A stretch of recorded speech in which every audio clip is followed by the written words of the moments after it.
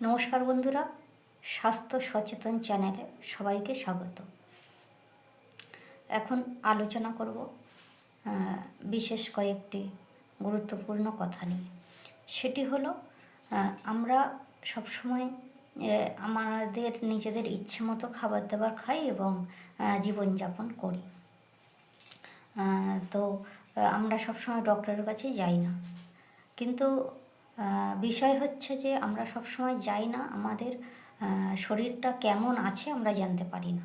যখন খুব বাড়াবাড়ি হয়ে যায়, ভীষণভাবে অসুস্থ হয়ে পড়ি, তখনই আমরা ডাক্তারের কাছে যাই। তখন ডক্টর বলেন যে এইসব হচ্ছে, আপনারা একটু তাড়াতাড়ি আসতে পারেননি, কতদিন ধরে হচ্ছে, এতদিন ধরে আপনার জ্বর আছে, কিংবা আপনার সর্দি কাশি আছে, কিংবা এতদিন ধরে আপনার পেটে ব্যথা করছে, আপনি এতদিন ধরে অসুস্থ হয়ে আছেন, তো এতদিন কেন আমার কাছে আসেননি, বকাবকি করেন। তার কারণ হচ্ছে আমরা নিজেদের শরীরটা সুস্থ রাখার জন্য সবসময় ডাক্তারকে দেখাই না। কিছু হলো বা দোকান থেকে ওষুধ কিনে নিয়ে আমরা খেয়ে নিয়ে ভাবি যে আমরা সুস্থ হয়ে গেছি, কিন্তু সেটা বিষয়টা আরও খারাপ।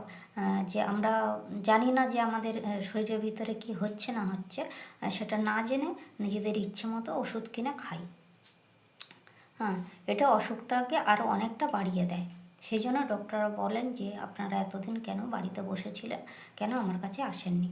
তো সেই জন্য বলবো যে মাঝে মাঝে ইমার্জেন্সিতে আপনারা প্রেশার চেক করবেন, ব্লাডের যে সুগার আছে সেটাও চেক করবেন, কিংবা চেস্টের যে এক্স রে হয় সেটাও করতে পারেন। সেগুলো করলে আপনারা সুস্থ আছেন সেটা জানা গেল। আপনারা যখন মারাত্মকভাবে অসুস্থ হয়ে পড়বেন, তারপরে ডক্টরের কাছে যাবেন এবং ডক্টর প্রেসক্রাইব করলে তবে সেগুলো করবেন, তাতে অনেক টাকা খরচা হয়ে যাবে। আপনারা যদি মাঝে মধ্যে প্রেশারটা চেক করে নেন, তাহলে জানতে পারবেন যে আপনাদের প্রেশার আপনাদের কন্ট্রোলে আছে।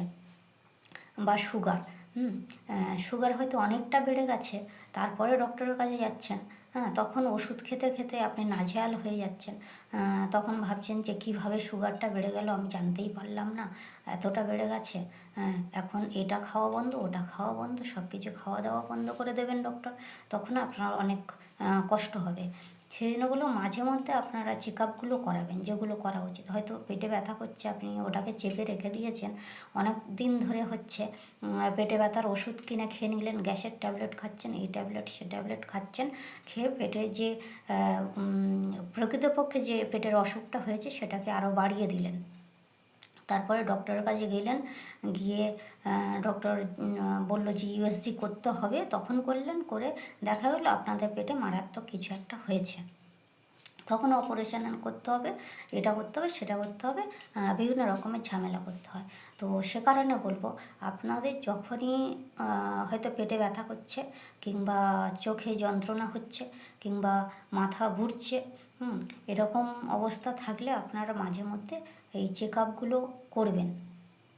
ডক্টরের কাছে অবশ্যই যাবেন, কিন্তু এই চেক আপগুলো নিজের থেকেও করতে পারেন, কোনো অসুবিধা নেই। এখন অ্যাভেলেবেল সব জায়গায় ল্যাব হয়ে গেছে, ল্যাবরেটরি হয়ে গেছে, আপনাদের এগুলো করার জন্য আর কষ্ট করে অনেক দূরে দূরে যেতে হবে না।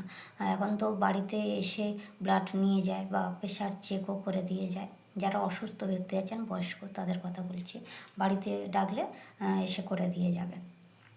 আর যারা যেতে পারবেন, যেতে পারেন ডক্টরের কাছে, বা ল্যাবে যেতে পারেন, যেখানে ব্লাড টেস্ট করা হয় সেখানে যেতে পারেন।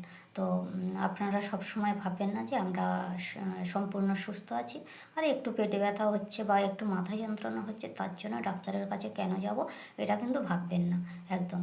আর নিজের থেকে ওষুধ কিনে খাবেন না। হয়তো খুব পেটে যন্ত্রণা হচ্ছে, ভাবছেন গ্যাস হয়েছে, দুটো ট্যাবলেট কিনে খেয়ে নিলেন, বা কোনো দোকানে গিয়ে বললেন যে আমাকে এই ট্যাবলেটটা দিন, তো নিজের থেকে বললেন, সেই ট্যাবলেটটা খেলেন, খেয়ে কিছুদিন বন্ধ থাকলো, আবার কিছুদিন পরের থেকে আবার ওই পেটে যন্ত্রণাটা শুরু হয়ে গেল।